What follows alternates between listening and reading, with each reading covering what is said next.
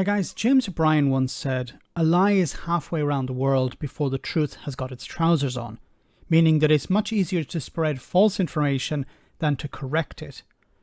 That is where strong journalistic standards come in. Now, on Question Time on Thursday night, Tory MP Lucy Frazer told a lie. Now, if she had been on her own with the journalist, or if there were other Tories on the panel, she would have got away with it. But thankfully she didn't. Have a listen to this. We've got 40 new hospitals. Yeah, unfortunately, or fortunately... We've got 40 new hospitals. That's a load of nonsense. There are so many different ways. So did you just say we have 40 new hospitals? There is a commitment to do. Because we don't have 40. Julie's right about that. It's not even new hospitals. Some of it's just a refurbished hospital. This is just nonsense. There are no 40 new hospitals, and you cannot cut local authority budgets by up to 40% and expect people not to get out of hospital. They've got nowhere to go. That's why we've got a social care crisis. So it's not just we're the NHS. investing. You can get really angry about it, David, but we're investing. We should be really angry about it. We're investing. We're investing. Now, ironically, she was called out by Julia Hartley-Brewer, of all people. But notice how she just ignored the lie. She told the lie as if it was a truth. Now, she obviously knows it's a lie. Boris Johnson has been pumping this lie since 2019. We're going to build 40 new hospitals. It turns out maybe there are 4 or less than that. A certain number, that 40, include refurbishments, and the rest is just pulled out of Boris Johnson's behind.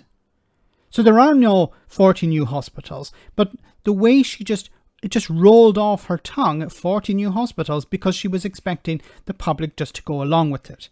And she was expecting the media to go along with it. Now, thankfully, and I don't often say this, thankfully, Julia Hartley-Brewer called her out on that. And then David Lammy called her out on that.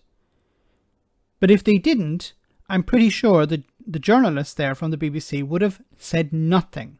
And the lie would have been filtering down into people's minds. Oh, there are 40 new hospitals. Then why are there all these delays for ambulances and delays to get people out of hospital into care homes? What are all these problems if we have these 40 new hospitals? And if there was another Tory on the panel, they would have just reinforced the lie as well.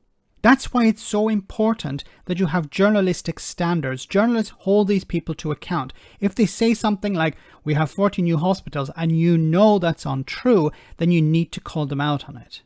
You can't just rely on the opposition MPs or some talking head to do it.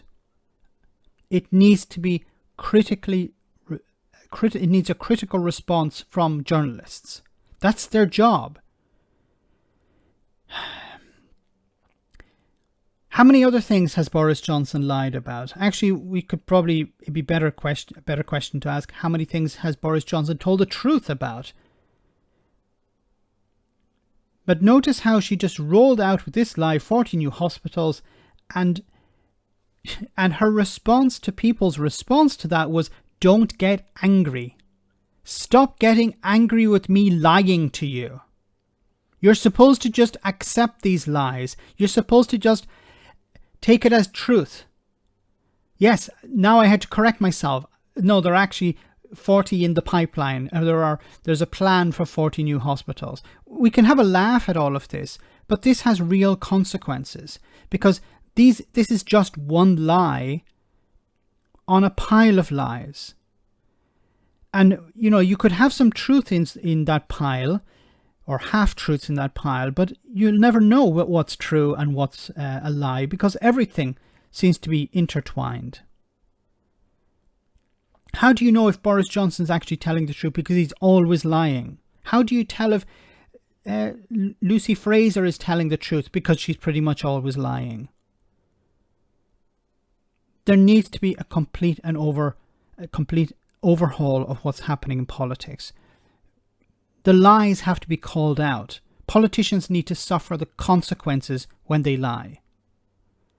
Let me know in the comment section, guys, what you think about all of this. As always, your comments are greatly appreciated. Thanks a lot.